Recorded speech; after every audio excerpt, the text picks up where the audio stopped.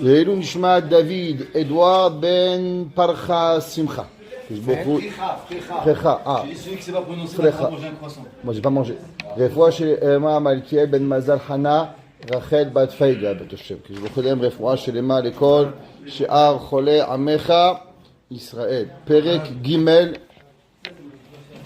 Beveur Chelke Hazeirut. Donc, on a commencé à parler de comment faire attention. On va expliquer comment faire attention. On a expliqué que c'est important, que pas comme un aveugle qui marche sur une autoroute sans faire attention.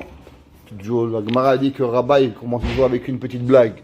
Il y avait un jour un homme, il est sur l'autoroute, sa femme elle appelle, elle dit allô chérie, il dit oui. Il dit tu sais, il y a un gars, on dit dans les nouvelles, qui roule à sens inverse. Fais attention. Il dit il y en a 1000 qui roulent à sens inverse. Ok, c'était lui qui roule à sens inverse. Alors, pareil, la personne, elle doit faire attention, elle doit savoir qu'est-ce qui se passe. Celui qui veut faire attention. Toujours, il a besoin d'avoir deux choses. La Torah, elle est toujours sur deux plans. On va voir combien la Torah est sur trois plans. Okay? Mais pour pouvoir faire attention, il doit réfléchir et il doit penser deux concepts. Ha'achat, la première. Et ce mot, vous devez le driller dans votre tête. Ça veut dire quoi, driller? Comme un marteau piqueur. Ta ta ta ta ta ta ta ta ta. Chez Yidbonen. C'est quoi Yidbonen? C'est quoi Yidbonen? Yidbonenut. Réfléchir. Qui doit avoir de la réflexion. Pas Yidbodedut. Yidbodedut, c'est se retrouver seul avec Dieu. Yidbonenut, c'est de la réflexion. Chez Yidbonen, Ma'uatov Ha'amiti. C'est quoi le véritable bon dans le monde? Chez Yifchar Boa Adam. L'homme, il a devant lui. L'homme, toute sa vie, il y a toujours une question. C'est quoi le bon? C'est quoi le mal? Tu veux choisir? C'est quoi choisir? Qu'est-ce qui est bon? Est-ce que tu veux manger A ou tu veux manger B? Est-ce que tu veux C ou tu veux D? Ce choix-là, il doit être en permanence dans notre vie. De là, on apprend déjà qu'on ne peut rien faire. On va le voir plus tard. Rien faire sans réfléchir. Ça n'existe pas. Un juif, il fait rien. Un juif, il fait tes filines le matin. Qu'est-ce que tu fais? Tu prends ta tension artérielle? Non. Je vais mettre tes filines à Kadosh Baruch Hu. Qu'est-ce que tu fais? Je vais selichot. Avant de dormir. Qu'est-ce qu'on fait? Chaque chose que l'on fait dans la vie, il doit se préparer. Le Rabbi Yitzchak de Pcheversk. Vous avez entendu parler de Rabbi Yitzchak de Pcheversk? Rabbi Yitzchak de Pcheversk, c'était le Admour d'Anvers. Ok? Il était, maintenant c'est son petit-fils qui a pris la place, mais Rabbi Yitzchak de Pcheversk, un grand tzaddik. Il a dit un jour dans un shiur, en 1965, il a dit que c'est marqué dans le Shulchan Aruch que le matin on doit se lever comme un lion. Le Shulchan Aruch, il ramène au nom du Rama, Rabbi Moshe Ishterlitz, qu'il faut faire Kiryat Shema avant de dormir. Il dit, je comprends rien. Pourquoi le Rama, il me parle de Kiryat Shema? Les lois de Kiryat Shema, elles sont 240 simanim plus tard. Le Shulchan Aruch lui-même, à la fin, au siman Resh Mem, il a parlé des l'chot de Kiryat Shema. Alors pourquoi, la première halakha du matin, le Shulchan Aruch, le Rama, il a déjà parlé de Kiryat Shema? Il dit parce que Shulchan Aruch a dit qu'il faut se lever comme un lion. Il dit Gaber Adam Kehari. Comment on se réveille comme un lion? Il dit si tu t'endors comme un chien, tu te réveilleras comme un chien. Tu t'endors comme un cheval, tu vas te réveiller comme un cheval. Tu t'endors comme un lion, tu te réveilleras comme un lion. Ça veut dire, il a dit, comment un homme il se réveille comme un lion quand il va dormir comme un lion? Et comment on dort comme un lion? Quand tu fais Kiryat Shema avant de t'endormir, alors automatiquement tu prépares ton réveil de demain. Ça veut dire que même se réveiller le matin, il y a une préparation au préalable à avoir pour pouvoir se réveiller. C'est pour ça que le Rama dit attention, tu veux te lever comme un lion. Mais 99% des gens disent mais j'ai essayé, ça marche pas. Et tu as raison. Mais comment tu t'es endormi? Le problème c'est que tout dans la vie, il doit avoir une préparation pour pouvoir y arriver. Pareil ici, la première chose que l'homme, il doit réfléchir. Qu'est-ce qui est bon et qu'est-ce qui est moins bon? Alors, ici, il emploie des mots durs. Il dit le mal, mauvais, que l'homme doit se sauver.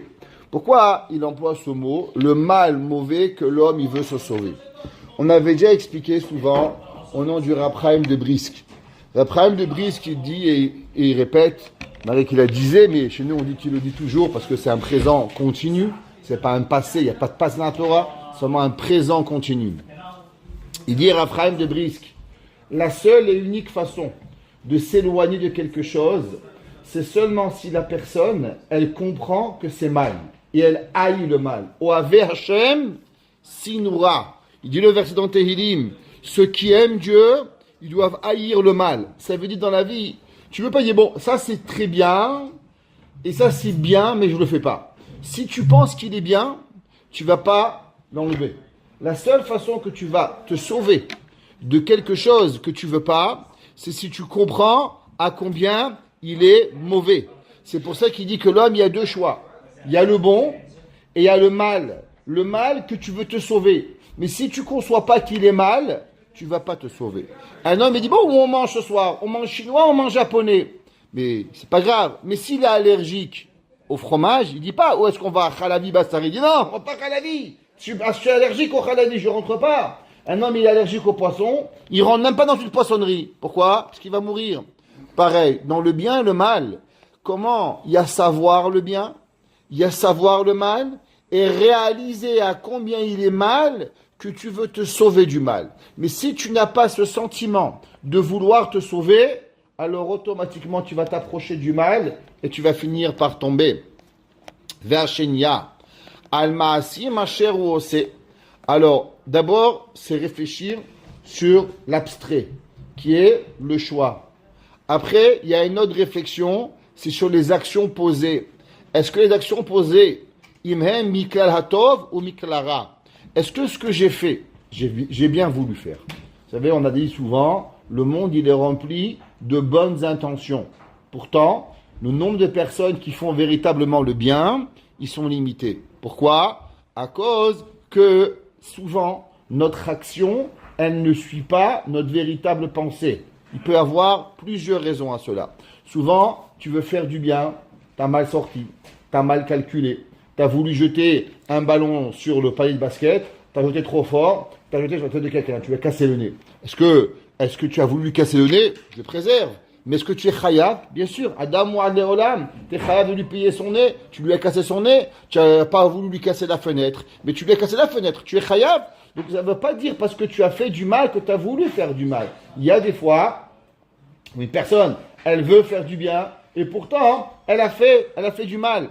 Donc après qu'on a fait l'action, on a réfléchi, je veux faire du bien, mais maintenant, est-ce que l'action que j'ai faite, elle a arrivé à remplir la mission primaire que j'ai voulu de faire du bien, ou malheureusement, mon action, elle a dérouté et elle est devenue mal. Si on va dire, comme tu as dit maintenant, il y a deux terrains, il y a des gates, toujours basketball.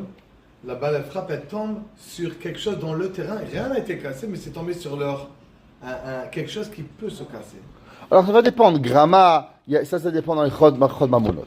Veze bishat maase, veshelo bishat maase. Ça peut arriver des fois dans l'action, et des fois ça peut arriver après l'action.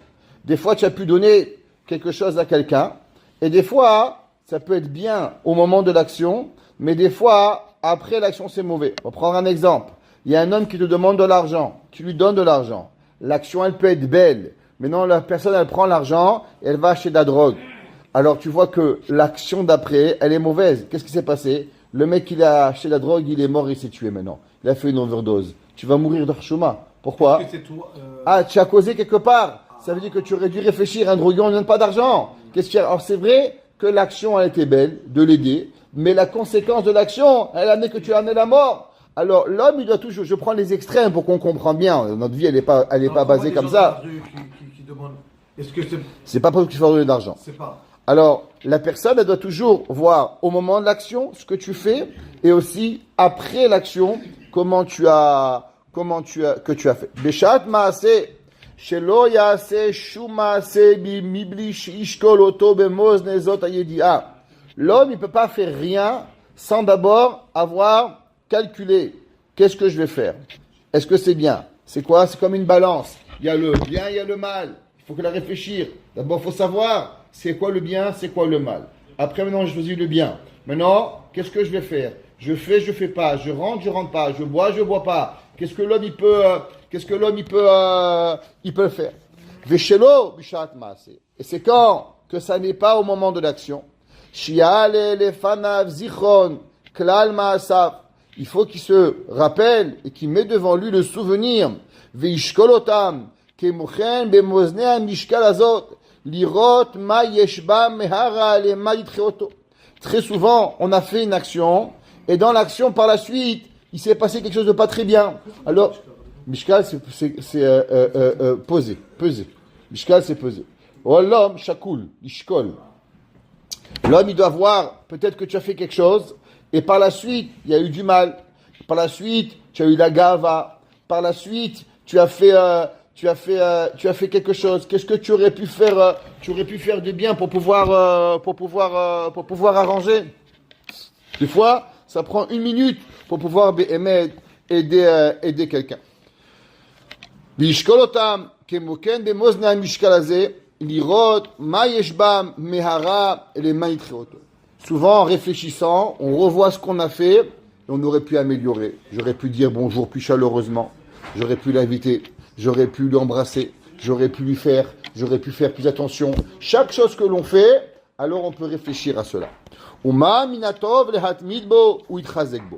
Et qu'est-ce que l'homme il doit faire? L'homme il doit réfléchir. Qu'est-ce qui a été positif? Et quand il est positif, il veut le garder.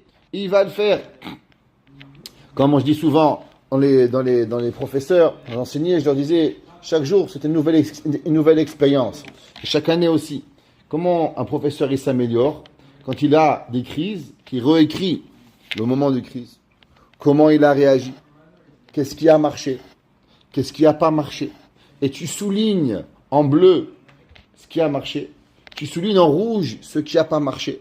Et à la fin de ton livre, tu réécris toutes les techniques qui t'ont marché et toutes les techniques qui t'ont pas marché. Et de façon à ce que tu les gardes, et quand tu arrives à la fin, au bout de 10 ans, tu dis, tiens, aujourd'hui j'ai un problème, j'ai A, j'ai B, j'ai C, j'ai fait avec tel enfant, tel parent, et tu gardes à toi ta façon de faire, de comment réussir. Pareil dans la vie, tu as des fois, tu arrives à la synagogue, un gars il t'a insulté. Alors notre réflexion c'est de lui répondre, là tu t'es tu as rien dit. Une fois tu es là, des fois il y a le rab, on l'a insulté, tu as ton père, des fois ça arrive, tu es avec ton papa, il est vieux à la synagogue, tu lui amènes une place, quelqu'un il lui fait une réflexion qu'il faut pas, comment réagir, comment pas réagir, tout ce que tu as fait, il faut revenir dessus. Et voir, Béhémet, qu'est-ce que tu peux faire et qu'est-ce que tu peux ne pas faire. Azid Bonen, alors il va réfléchir. Veyarkor besichlo, c'est quoi être choker? Choker, c'est d'être rentré dans la profondeur de son intellect. Ezetachboula, un petit truc, c'est la sourminara haou velitaer nimen. Souvent, qu'est-ce qui arrive? Chaque action que l'on fait, malheureusement, pour trouver une action qui est parfaite, elle est très difficile. Le Yetzer Hara, il est le champion du monde pour pouvoir intégrer dans la mitzvah une partie de Avera. C'est toujours comme ça. Le Yetzer Hara, il va venir chez l'homme, il va souvent le laisser faire une mitzvah, mais dans la mitzvah, il va intégrer une partie de Avera. Et l'homme, il doit réfléchir. Ok, j'ai fait A, j'ai fait B, j'ai fait C. Viens, on va réfléchir comment je l'ai fait. Est-ce que je l'ai fait de la bonne façon ou je l'ai fait de la mauvaise façon? Qu'est-ce que je peux arranger? Il n'existe pas une mitzvah qui peut être parfaite sans avoir à elle-même véritablement une mitzvah 100% s'il n'y a pas eu de hitbonenut. Et je vais vous dire, même plus que ça, pourquoi Kadosh Baruch Hu, il a donné le mitzvah de Lulav chaque année. Pourquoi on ne fait pas une fois dans ta vie? Pourquoi il n'y a pas une mitzvah? On dit voilà, Akiva, dans ta vie tu auras une chance. Alors prends ton temps, trouve-toi la mitzvah de Lulav et tu vas te préparer 10 ans, quel Lulav? Pourquoi tu vas la faire 120 ans? Pourquoi? La réponse, c'est parce qu'en vérité, tu n'en as besoin que d'une seule. Mais pour réussir à une, on donne 120 chances. Le Gaon de Vina, il a dit que toute la Torah et que toutes les mitzvot sont en vérité le but que d'arriver à une mitzvah. Ça veut dire, il dit que dans ta vie, comment l'homme il arrive au Lamaba? Seulement si l'homme il arrive à une seule mitzvah parfaite. Mais pour pouvoir y arriver, il faut s'entraîner. Et toute la vie, c'est un entraînement. Toute ta vie, là, le gars il court le 100 mètres. Il court le 80 mètres, il court le 400 mètres, il court le 500 mètres. Et le gars, il est là, il dit, mais pourquoi tu fais le 400 mètres, tu gagnes jamais une médaille? Il dit, mais t'as pas compris, je fais le 400 mètres pour pouvoir performer dans le 100 mètres. Ça veut dire que l'homme, des fois, il fait un pour pouvoir y arriver. Et des gens sont généreux de nature. Il y en a qui sont plus gentils de nature. Il y a des gens qui sont plus, ils étudient la Gemara plus facilement que d'autres, d'autres qui prient plus que d'autres. Chacun est là. Et à travers tout ce que l'on fait, on arrive à découvrir une mitzvah qu'on va être capable de pouvoir la faire avec perfection. Pourquoi? Parce que sinon, le Yetzirah. Mais pour cela, il faut réfléchir. L'année dernière, comment j'ai fait ma souka, mon oulav, mon etrog, ma matzah, mon arbakosod, comment j'ai fait ma agada, comment j'ai pas fait. Et on revient pour pouvoir trouver cette perfection ultime de pouvoir. C'est une des raisons que Chachamim me disent qu'on a 2 jours de Yom Tov. Pourquoi on a 2 jours de Yom Tov? Parce qu'en Chutz Laaretz, qu'on est avec des goïms, alors automatiquement, depuis qu'on n'a plus le Beth Amikdash, on n'a plus cette clarté d'esprit. Et souvent, avec une fois, on n'y arrive pas. C'est pour ça qu'on doit faire 2 fois. 2 Seder, 2 Lulav, 2 Yom Tov, 2 Rosh Hashanah. L'homme, il n'y arrive pas. En Israël, il y a 15 jours. Il y a 15 jours. Pourquoi? Parce qu'en Eretz Israël, il y a une partie d'Neshama supplémentaire à l'homme. L'homme, il a une partie supplémentaire. On ne parle maintenant pourquoi. Dans le Chesed d'Abraham, il dit que ceux qui vivent en Israël, ils ont une partie supplémentaire d'Neshama que la personne est là, qui aide l'homme à arriver à ce birour, à cette perfection qui est encore plus grande. Vedavar zeodiou chachamenu zichronam livracha. Quelqu'un doit habiter en Israël pour avoir cette neshama Ouais. ou s'il visite, c'est assez. Non, c'est seulement ceux qui habitent. Non, Et celui qui sort d'Israël, il la perd. Vedavar zeodiou chachamenu zichronam livracha. Combien de temps? Toute sa vie, je sais qu'ils reviennent. Et Chachamim ont servi, Bema'amaram, Noach lo Adam shonivra, yoter shenivra. La Gemara dans Eruvin nous dit, mais si vous reprenez vos cours, qu'on avait dit dans le 3e cours, qu'on avait ramené qu'il y avait une machloket Shammai et Hillel. À propos, est-ce que Tov la Adam shenivra, ou Tov la Adam shelo nivra? Vous vous rappelez que Hillel et Shammai se sont bagarrés pendant 2 ans et demi. À savoir, est-ce qu'il est bien à l'homme d'avoir été construit, d'avoir été créé, ou bien Tov la Adam shelo nivra.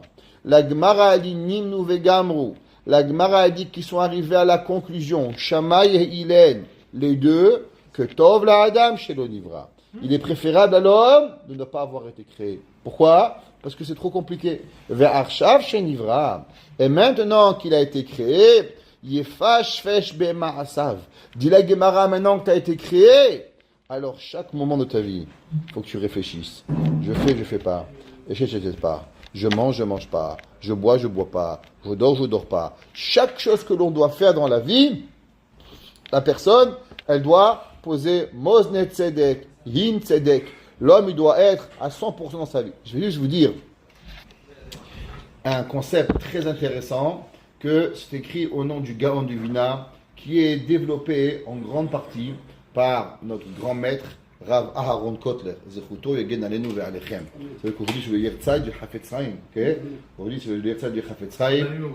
On a une bougie pour le Chafetz Chaim, qui est la dernière preuve de véracité de la Torah. Un jour, le Rav Wolban lui a dit, comment tu peux être sûr que Dieu il existe? Tu l'as jamais vu. Il a dit, c'est vrai. Mais si le Chafetz Chaim, il a dit que Dieu il existe, et le Chafetz Chaim, il n'a jamais menti de sa vie, ça me suffit.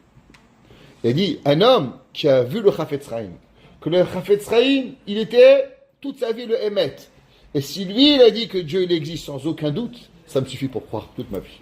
Pourquoi? Parce qu'il n'existe pas dans le monde un homme qui avait le Emet du Chafetz Chaim. Alors, Rabbi Aaron Kotler, il ramène dans son livre Mishnah de Rabbi Aharon. Alors, il y a plusieurs, il y a des volumes sur la Halakha, il y a des volumes sur les Masertot, il y a aussi 5 volumes sur le Drouche. Explication. Et là-bas dans le Drouche, il explique un concept intéressant au nom du Gaon de Vilna. Il dit le Gaon de Vilna qu'une personne qui a par exemple cédé à un Yetzer Hara. Et je vais expliquer. Un homme, il est arrivé au magasin, Dieu préserve, il n'est pas très religieux, et il dit bon, je mange ou je mange pas, peut-être pas très cachère. Il dit bah ça va, c'est pas grave, c'est sûrement cachère. Et il s'est tenté. Bon, on parle pas qu'il a mangé chez McDonald's. Il a mangé un truc, tampon que tu n'as jamais vu de ta vie, Madame la rabbin qui a signé. Ça arrive, ouais. Orthodox style. Tu as kosher style et tu as orthodox style. Ok? Alors il a mangé. Maintenant, qu'est-ce qui s'est passé? En fin de compte, il sait que c'est pas bien. Mais il a assez de Yetzer Hara. Il dit, toute sa vie maintenant, Quand il va arriver à faire une décision de cache-route, il faut savoir que sa tête, elle sera plus jamais droite. Sa tête, elle pourra plus jamais être capable de pouvoir trancher le bien et le mal. Pourquoi?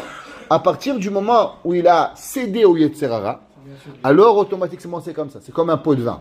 Par exemple, moi j'aime Akiva. Akiva, il me soudoie, me donne $100. C'est fini. Je vais aimer Akiva toute ma vie. Maintenant, même si il a tort, mais je vais l'aimer. Pourquoi? Parce qu'on est des copains. C'est fini. Pourquoi on ne peut pas témoigner pour son frère? Pourquoi on peut pas témoigner pour son frère? Pourquoi? Parce que la halakha, elle est que naturellement tu aimes ton frère. Naturellement, tu aimes les gens avec qui tu es. On ne peut pas arriver, on ne peut pas voir clair. Quand il y a des gens brillants, ils peuvent répondre à plein de questions. Mais quand ça arrive à leurs femmes et avec leurs enfants, on ne peut pas. Il y a même une opinion d'après la halakha qu'un mari ne peut pas trancher les lois de nida de sa femme. Pourquoi? À cause qu'il va aller à la coulante plus que la normale. C'est sa femme. Il a envie d'être avec elle. Halakha. En même que la halakha c'est permis, il y en a qui disent que c'est pas interdit. Pourquoi? À cause que c'est l'homme, il va à la coulante. L'homme, il doit réfléchir, bien ou mal. Rabbi Kotler, il dit, l'homme, il doit savoir, chaque fois qu'on a un Yetzirara, alors on a perdu la véracité des choses. L'homme, il doit demander à un autre Rav. Pourquoi il faut demander un Da'at Torah? Tu n'es pas capable de réfléchir, tu n'as pas une tête. C'est vrai, mais j'ai fauté 50 000 fois. Comment tu veux que moi j'arrive vraiment à pouvoir avoir les choses claires? J'ai perdu cette vision. Et l'homme, souvent, il n'est plus capable de voir, il n'est plus capable d'être faire ce chesh bon nefesh. C'est bien ou c'est mal? Je fais pas. Je mange pas. Je bois pas. Qu'est-ce que je dois faire dans ma vie? C'est pour ça qu'on va voir un rave et que le rave, il tranche. Parce que le rave, il n'est pas nogué à badavar. Le rave, il n'est pas touché avec ton Yetzerara, j'espère bien. Alors automatiquement, il peut arriver. Oui. La tchouva alors. C'est la tchouva. Alors, pour pouvoir arriver qu'une personne, elle puisse recalculer, il faut que la personne, elle se remette dans ce même moment avec la même Yetzerara. Et c'est là, si elle va être capable de surmonter, alors là, elle pourra retrancher. Mais là, ça prend des années. Et seulement une teshuva mais ahava, pas une teshuva meira. Teshuva meira, elle pourra pas. Et le Rambam, il écrit, lui dans son livre, et il dit que quand une personne a la faute de quelque chose, elle peut pas aller au milieu. Il faut qu'elle va à l'extrême, et après, elle va revenir. Mais sinon, elle va reflancher de tout cela. Alors, il dit, Veika de Amre, Yemashmesh bema'asav. Il y en a qui disent que c'est quoi maintenant? C'est quoi Yemashmesh? Il va faire, on va expliquer. Vetire, Sheshne haleshnotem, shte azarot tovot ou moilot me'od. Et les deux, Yepashpesh ou Yemashmesh, qui n'est à pishpush bema'asim, ou l'arkor al klala ma'asim. C'est quoi pishpush? C'est regarder et chercher sur la généralité des actions, ou les bonenbo, et de réfléchir. Animtsa ba'em ma'asim, asher lo yasu, asher enam olchim alpi, mil shebechukab. L'homme, il doit réfléchir globalement. Est-ce que je suis dans la bonne direction? Je vais vers New York ou je vais vers Toronto? Est-ce que je vais vers Dieu ou je m'éloigne de Dieu? Dans quel chemin je suis? L'homme, il doit avoir un trait. Qui kol hasheyimatse me'ele, yivarem min haolam. Si l'homme, il est là, et il se distrait, alors il va perdre le monde. Achamishmush, ou achakira afilu bemasim atobim atzmam. Il dit, quelle différence entre yepashpesh et yemashmesh? Il dit le Ramchal, yepashpesh bemaasav, ça veut dire que l'homme d'abord va décider. Dans quel chemin tu es? Tu es vers Dieu ou tu es vers Lucky Luke? Qu'est-ce que tu veux? Tu es vers l'Est ou vers le Far West? Tu dois choisir sur quoi tu dois aller. Yerushalayim ou bien tu vas aller vers la Californie. Yerushalayim, c'est vers l'Est. La Californie, les Taravot, c'est vers l'Ouest. À toi de choisir. Il y a le Far West et il y a l'Est. Ah, il y a le Kotel. À toi de choisir qu'est-ce que tu dois faire. Jérusalem ou tu vas pas. Et mais, c'est comme ça doit aller. Mais non, même quand tu es dans le chemin de la Torah, il y a Yemashmesh b'ma'asav. Il y a prendre chaque action et action que l'on fait, comment on l'a fait et comment on y arrive. L'arkor vilirot ayesh binyanam eze pnia asher lotova o eze chelegra shitztarech leasiro levaro. Et peut-être qu'il y a, comme on a dit, un petit point que je dois m'améliorer. Tu vas voir dans un magasin, tu achètes un costume, pas quand tu vas acheter à $39, tu achètes un beau costume à $300-400, tu regardes s'il ne manque pas un fil, déjà tu rentres dans le beau magasin, déjà tu as choisi le beau magasin. C'est la chose, tu n'es pas parti à prise unique, tu rentres chez Canali, Ok, top, tu as fait la décision, prends le plus beau costume. Maintenant tu arrives, tu regardes, est-ce qu'il y a un défaut dans les manches, le pantalon, à dire à ce prix-là, il faut qu'il soit parfait. Je ne veux pas avoir il coûte $3000 le costume, il faut que ce soit parfait. Oui ou non? Alors, la même chose. Il y a des gens, prise unique. D'abord, tu sais pas, t'achètes chez Zara ou t'achètes chez Labé. Bon, c'est cheap, ça, c'est pas grave. T'as pas fait un choix. Mais quand tu as choisi le meilleur costume, qu'est-ce que tu regardes? C'est quoi la différence? La finition. Comment est-ce qu'il y a un fil qui dépasse? Est-ce que la manche, le bouton, il s'ouvre? Est-ce que chaque chose, il est bien fait? Pareil dans les mitzvot. D'abord, il y a des gens, ils savent pas ce que tu fais. Je fais une mitzvah, je fais une avera, je sais pas trop. Maintenant, on fait une mitzvah. Donc, t'as pris la plus belle mitzvah, la perfection de la mitzvah. Regarde qu'il n'y a pas un fil qui dépasse. Regarde qu'il n'y a pas un mot qui dépasse. Chazak, non, on n'est même pas encore entré. Là, on est arrivé à la chose. Havareze ke mashme vebeged. Lifron ato vechazaku. Regarde comme un beged. Keish me ba'asav. Lifron techunatam betachit ha'avchana. Ad sheishaer zach vedaki. Ce qui va arriver à ce qui arrive parfaitement. Et on terminera avec une petite histoire. D'habitude, une histoire pour finir la journée en beauté. Il y a une discussion dans la halakha, à savoir quand est-ce qu'une personne doit acheter le etrog. Est-ce qu'elle doit acheter le etrog avant Kippour ou elle achète le etrog après Kippour? C'est quoi la différence? La différence, il y en a qui disent que au nom du Ben Ishraï, c'est ramené au nom du Harizal aussi, que avant, en Rosh Hashanah et Kippour, on essaie de rajouter plusieurs mitzvot, que si on a été moitié-moitié à Rosh Hashanah, le poids de la mitzvah, il va rajouter pour pouvoir nous donner une mitzvah supplémentaire et avoir un sachar de plus. C'est pour ça que même ceux qui mangent pas Chalav Israël, pendant la Seret Yemei Teshuvah, on mange Chalav Israël. Ceux qui mangent pas pâte Israël, le pain, pendant la Seret Yemei Teshuvah, on a le minhag de rajouter. Il faut marquer que les hommes, ils ont l'habitude de faire la mitzvah de Chala. Le Shabbat Teshuvah, le Ben Ishraï ramène que, même que toute l'année, c'est les femmes qui prélèvent la Chala, Shabbat Teshuvah, c'est le mari qui fait la mitzvah de Chala. La femme, elle fait les pâtes, et le mari prélève la Chala. Et on a dû faire une grosse quantité, de façon à faire une mitzvah de Horaïta 2,2 kg, les kolachitot qu'on a l'habitude de faire pour pouvoir faire la bracha Beidou. Ça va être Shabbat prochain. On a l'habitude de faire. Alors, il y avait un rave, il avait l'habitude de prendre seulement le etrog, Motzai Kippour. Alors un jour, on m'a demandé, Rabbi, pourquoi tu ne prends pas le etrog entre Rosh Hashanah et Kippour? Il dit, parce que le etrog, il est comme le cœur de l'homme. Et il dit, il y a des gens, ils passent des heures à choisir leur etrog.